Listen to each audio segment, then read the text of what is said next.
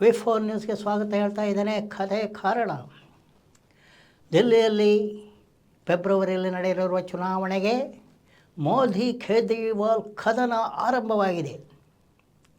ಪ್ರಧಾನಿಯಾದರೂ ಕೂಡ ಚಿಕ್ಕ ಚಿಕ್ಕ ರಾಜ್ಯಗಳ ಚುನಾವಣೆಗಳಲ್ಲಿ ತಾನೇ ಪ್ರಚಾರಕ್ಕೆ ನಿಲ್ಲುವುದು ಮೋದಿಯವರ ಒಂದು ಸ್ಪೆಷಾಲಿಟಿ. ಹಿಂದಿನ ಯಾವ ಪ್ರಧಾನಿ ಕೂಡ ಅಷ್ಟೊಂದು ಆಸಕ್ತಿಯಿಂದ ರಾಜ್ಯದ ಚುನಾವಣೆಗಳಲ್ಲಿ ಪಾಲ್ಗೊಳ್ಳುತ್ತಿರಲಿಲ್ಲ.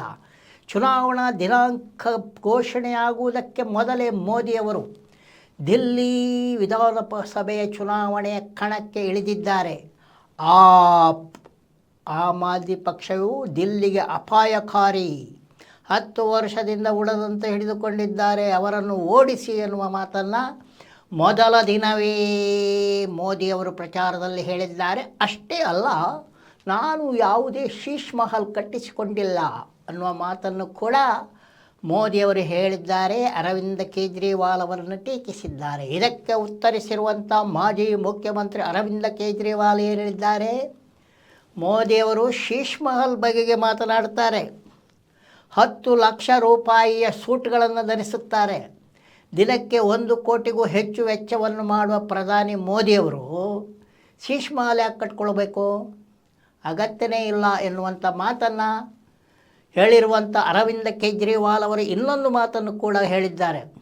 ದಿಲ್ಲಿಯ ಅಭಿವೃದ್ಧಿಯಲ್ಲಿ ಮೋದಿ ಸರ್ಕಾರದ ಪಾತ್ರ ಏನೂ ಇಲ್ಲ, ಅಷ್ಟೇ ಅಲ್ಲ ಆಮ್ ಆದ್ಮಿ ಪಕ್ಷವು ಮಾಡುತ್ತಿರುವ ಅಭಿವೃದ್ಧಿಗೆ ಕೂಡ ಸಾಕಷ್ಟು ಅಡ್ಡಗಾಲು ಹಾಕಿದೆ ಎನ್ನುವ ಮಾತನ್ನು ಅರವಿಂದ್ ಕೇಜ್ರಿವಾಲ್ ಅವರು ಹೇಳಿದ್ದಾರೆ. ಇನ್ನು ನಮ್ಮ ಇಡಿ ಅವರದ್ದು ಅದೇ ಕತೆ. ಇಡಿ, ಎನ್ಫೋರ್ಸ್ಮೆಂಟ್ ಡಿಪಾರ್ಟ್ಮೆಂಟ್, ಜಾರಿ ನಿರ್ದೇಶನಾಲಯ ಮತ್ತೊಂದು ಬಾರಿ ಸುಪ್ರೀಂ ಕೋರ್ಟ್ ಜಾರಿ ನಿರ್ದೇಶನಾಲಯಕ್ಕೆ ಮಾರಿ ಹಾಕಿದೆ. ಜಾರಿ ನಿರ್ದೇಶನಾಲಯಕ್ಕೆ ಅರವಿಂದ್ ಕೇಜ್ರಿವಾಲ್ರ ವಿಷಯದಲ್ಲಿ ಮತ್ತು ಕೆಲವು ಪ್ರಕರಣಗಳಲ್ಲಿ ಸುಪ್ರೀಂ ಕೋರ್ಟ್ ಛೀಮಾರಿ ಹಾಕಿತ್ತು. ಮತ್ತೊಮ್ಮೆ ಯಾಕೆ ಛೀಮಾರಿ ಹಾಕಿದೆ? ಹರಿಯಾಣದ ಕಾಂಗ್ರೆಸ್ ಶಾಸಕರಾಗಿರುವಂಥ ಸುರೇಂದ್ರ ಪನ್ಸಾರವನ್ನು ಜಾರಿ ನಿರ್ದೇಶನಾಲಯದವರು 15 ಗಂಟೆ ಅಮಾನವೀಯವಾಗಿ ಕುಂಡ್ರಿಸಿಕೊಂಡು ವಿಚಾರಣೆ ಮಾಡಿದ್ದಾರೆ. ಎಷ್ಟು ಗಂಟೆ? 15 ಗಂಟೆ. ಸುಪ್ರೀಂ ಕೋರ್ಟ್ ಕೇಳಿದೆ, ಸುರೇಂದ್ರ ಪನ್ಸಾರವರು ಕಾಂಗ್ರೆಸ್ನ ಶಾಸಕರು, ಅವರು ಏನು ಉಗ್ರಗಾಮಿಯೋ ಅಥವಾ ಕಳ್ಳ ಸಾಗಾಣಿಕೆಯಲ್ಲಿ ತೊಡಗಿದ್ದಾರೋ, ಅವರ ಮೇಲಿರೋ ಆರೋಪ ಹೊಯ್ಗೆ ಸಾಗಿಸಿದರು ಅನ್ನುವಂಥದ್ದು. ಆ ಹೊಯ್ಗೆ ಸಾಗಿಸಿರು ಎನ್ನುವಂಥ ಒಂದು ಆರೋಪಕ್ಕೆ 15 ಗಂಟೆ ವಿಚಾರಣೆ ಮಾಡುವಂಥ ಅಮಾನೀಯ ಇಡಿ ಜಾರಿ ನಿರ್ದೇಶನಕ್ಕೆ ಸುಪ್ರೀಂ ಕೋರ್ಟ್ ಮತ್ತೊಮ್ಮೆ ಛೀಮಾರಿ ಹಾಕಿದೆ. ಎಷ್ಟು ಬಾರಿ ಛೀಮಾರಿ ಹಾಕ್ಕೊಂಡು ಒರೆಸ್ಕೊಂಡು ಹೋಗ್ತಾ ಇರ್ತಾರೆ. ಅದು ಜಾರಿ ನಿರ್ದೇಶನಾಲಯದ ಕಳೆದ 3-4 ವರ್ಷಗಳ ಪರಿಪಾಠವಾಗಿದೆ. ಹಾಗೂ ಹೊಯ್ಗೆ ಕಳ್ಳರು ಮಂಗಳೂರಿನಿಂದ ಹಿಡಿದು ದಿಲ್ಲಿಯವರೆಗೆ ಸಾಕಷ್ಟು ಜನ ಇದ್ದಾರೆ. ಕೆಲವೊಮ್ಮೆ ಅವರನ್ನು ಹಿಡಿಯುವಂಥ ನಾಟಕ ಕೂಡ ನಡೀತದೆ.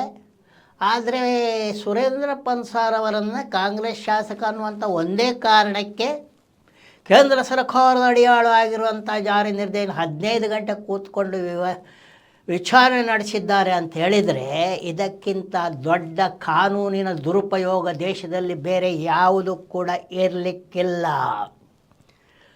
ಇನ್ನು ಮೋದಿಯವರ ಬಗ್ಗೆ ಇನ್ನೊಂದು ಸುದ್ದಿ ಕೂಡ ಇದೆ. ಏನಪ್ಪ ಅದು?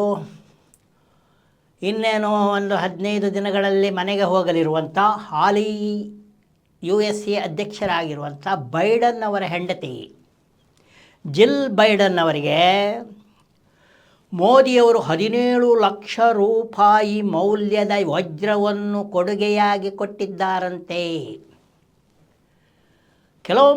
ಕೆಲವು ದೇಶಗಳ ನಾಯಕರಿಗೆ ಕೆಲವು ಕೊಡುಗೆಗಳನ್ನು ಕೊಡುವುದು ಹೊಸ ವಿಷಯವೇನಲ್ಲ. ಆದರೆ ಮೋದಿಯವರು ಯಾಕೋಸ್ಕರ ಜಿಲ್ ಬೈಡನ್ ಅವರಿಗೆ ಅಂಥ ದುಬಾರಿ ಕೊಡುಗೆಯನ್ನು ಕೊಟ್ಟರು?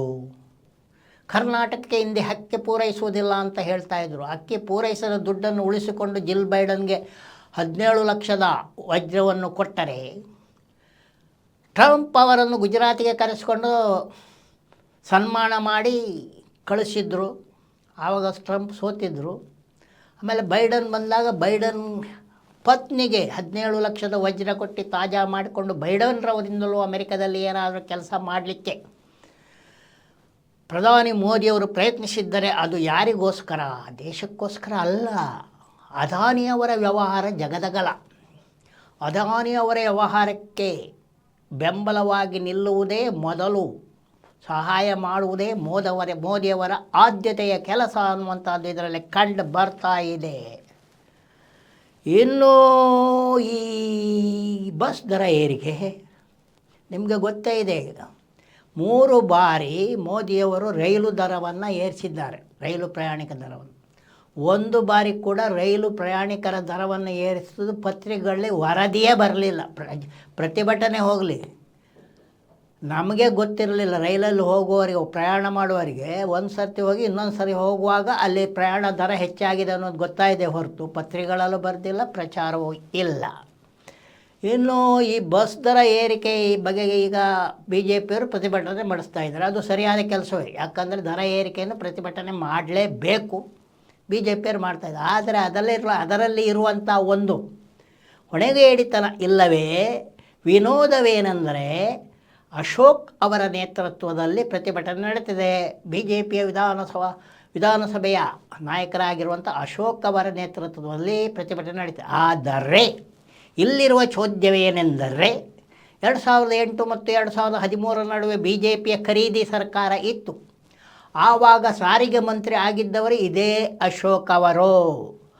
ಆಗ KSRTC ಮಂತ್ರಿ ಆಗಿದ್ದಂಥ ಅಶೋಕ್ ಅವರ ಕಾಲದಲ್ಲಿ 47% ಬಸ್ ದರವನ್ನು ಏರಿಸಲಾಗಿತ್ತು. ಅವರು ಏರಿಸಿದರೆ ನಮಗೆ ಅದೊಂದು ಪ್ರಶ್ನೆ ಅಲ್ಲ, ಎಲ್ಲ ಸರ್ಕಾರಗಳು ದರ ಏರಿಸೋದೇ ಕೆಲಸವನ್ನು ಮಾಡ್ತಾರೆ. ಆದರೆ ಇದೇ ಮನುಷ್ಯ 47% ದರವನ್ನು ಏರಿಸಿ ಈಗ ದರವೇರಿಕೆ ವಿರುದ್ಧ ಪ್ರತಿಭಟನೆಯ ಪ್ರತಿಭಟನೆ ಮಾಡಿ ನಾಯಕತ್ವ ವಹಿಸೋದು ಒಂಥರ ಎಂಥ ಒಂದು ವಿನೋದವೋ ಚೋದ್ಯವೋ ಸೋಜಿಗೋ ಗೊತ್ತಾಗ್ತಾ ಇಲ್ಲ. ಹಾಗೂ ರಾಮಲಿಂಗಾರೆಡ್ಡಿಯವರು ಮತ್ತೆ ಕೇಳಿದ್ದಾರೆ, 5,900 ಕೋಟಿ ರೂಪಾಯಿ KSRTC ಸಾಲವನ್ನು ಏಕೆ BJP ಉಳಿಸಿ ಹೋಗಿದೆ ಅನ್ನುವಂಥ ಪ್ರಶ್ನೆಯನ್ನು ಮತ್ತೆ ಕೇಳಿದ್ದಾರೆ. ಚೀನಾದವರು ಈಗಾಗಲೇ ಒಂದು ಜಗತ್ತಿನಲ್ಲೇ ಅತಿ ದೊಡ್ಡ ಅಣೆಕಟ್ಟನ್ನು ಬ್ರಹ್ಮಪುತ್ರ ನದಿಗೆ ಕಟ್ಟುತ್ತಾರೆ ಎನ್ನುವಂಥ ವರದಿ ಇದೆ.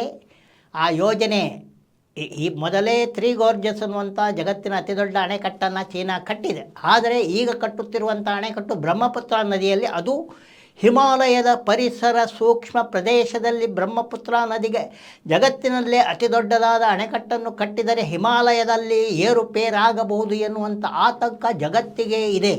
ಅಷ್ಟೇ ಅಲ್ಲ, ಈ ಜನರು ಈ ರೀತಿ ಅಣೆಕಟ್ಟುಗಳನ್ನು ಕಟ್ಟುವುದರಿಂದ ಬ್ರಹ್ಮಪುತ್ರ ನದಿ ಭಾರತದ ಅತಿ ಆಳದ ನದಿ, ಅತಿ ಹೆಚ್ಚು ನೀರು ಇರುವಂಥ ನದಿ. ಟಿಬೆಟ್ನಲ್ಲಿ ಬ್ರಹ್ಮಪುತ್ರ ನದಿಗೆ ಚೀನಾ ಅಣೆಕಟ್ಟನ್ನು ಕಟ್ಟಿದರೆ ಬ್ರಹ್ಮಪುತ್ರ ನದಿಯ ನೀರಿನ ಮಟ್ಟ ಕಡಿಮೆಯಾಗಬಹುದು ಎನ್ನುವ ಆತಂಕ ಭಾರತಕ್ಕಿದ್ದು, ಆದ್ದರಿಂದ ಚೀನಾಕ್ಕೆ ತನ್ನ ಪ್ರತಿಭಟನೆಯನ್ನು ಖಂಡನೆಯನ್ನು ಭಾರತ ತಿಳಿಸಿದೆ. ಅದಷ್ಟೇ ಆದರೆ ಪರವಾಗಿಲ್ಲಪ್ಪ, ಈ ಚೀನಾದವರು ಆವಾಗಾಗ ಪಕ್ಕದ ಮನೆ ಸೈಟು ಒಳಗಡೆ ಹಾಕೊಂಡಂಗೆ ಗಡಿಯಲ್ಲಿ ಒಳಗಡೆ ಬರುವುದು. ಮತ್ತು ಈಗ ನೋಡಿದರೆ ಲಡಾಖ್ನಲ್ಲಿ 2 ಕೌಂಟಿ, ಲಡಾಖ್ನ ಗಡಿಯಲ್ಲಿ ಚೀನಾವು ಈಚೆಗೆ ಹೆಜ್ಜೆ ಹಾಕಿ 2 ಕೌಂಟಿಗಳನ್ನು ಕಟ್ಟಿದೆ ಎನ್ನುವಂಥ ದೂರು ಬಂದಿದೆ. ಈ ಬಗ್ಗೆ ಕೂಡ ಭಾರತದ ವಿಶೇಷಾಂಗ ಸಚಿವಾಲಯವು ಅದಕ್ಕೆ ತನ್ನ ಖಂಡನೆಯನ್ನು ತಿಳಿಸಿದೆ. ಅನ್ನು ನಮ್ಮ RSSನ ಮುಖ್ಯಸ್ಥರಾಗಿರುವಂಥ ಭಾಗವತ, ನಾವು ಯಾಕಪ್ಪ ಲಾಠಿ ಇಟ್ಕೊಂಡಿದ್ದೀವಿ, ನಾವು ಯಾಕೆ ಲಾಠಿ ಇಟ್ಕೊಂಡಿದ್ದೇವೆ ಅಂತೇಳಿದರೆ ಶಿಸ್ತನ್ನು ಕಲಿಸಲಿಕ್ಕೆ, ಯಾರಿಗೂ ಹೊಡೆಯಲಿಕ್ಕಲ್ಲ ಅಂತ ಹೇಳಿದ್ದಾರೆ. ಯಾರು ಇವರು ಬ್ರಿಟಿಷರ ಕಾಲದಲ್ಲೂ ಇದೇ ಬ್ರಿಟಿಷರ ಪೊಲೀಸರ ಚಡ್ಡಿ ಹಾಕ್ಕೊಂಡು ಬ್ರಿಟಿಷ್ ಪೊಲೀಸರ ಲಾಠಿ ಇಟ್ಕೊಂಡು ತಿರುಗ್ತಾಯಿದ್ರು. ಆವಾಗ ಬ್ರಿಟಿಷರಿಗೆ ಇವರು ಶಿಸ್ತು ಕಲಿಸ್ತಾ ಇದ್ರು ಅನ್ನುವಂಥ ಒಂದು ಪ್ರಶ್ನೆ ಹೇಳ್ತದೆ. ಶಿಸ್ತು ಕಲಿಸುವುದು ಒಳ್ಳೆಯದೇ, ಶಿಸ್ತಿನ ಹೆಸರಿನಲ್ಲಿ ಲಾಠಿ ತೋರಿಸಿ ಬೆದರಿಕೆ ಹಾಕುವುದು ಒಳ್ಳೆಯದಲ್ಲ ಎನ್ನುತ್ತ ಕತೆ ಕಾರಣಕ್ಕೆ ಒಂದು ವಿರಾಮವನ್ನು ಹಾಕಿ ನೋಡ್ತಾ ಇರಿ V4 ನ್ಯೂಸ್ ಹಾಗೂ ನಮ್ಮ ಯೂಟ್ಯೂಬ್ ಚಾನಲ್ಗೆ ತಾವೆಲ್ಲ ಸದಸ್ಯರಾಗಿ ಎಂದು ಹೇಳುತ್ತಾ ಮಾಡ್ತಾ ಇದ್ದೇನೆ. ತಮಗೆಲ್ಲ ಒಂದು ದೊಡ್ಡ ನಮಸ್ಕಾರ.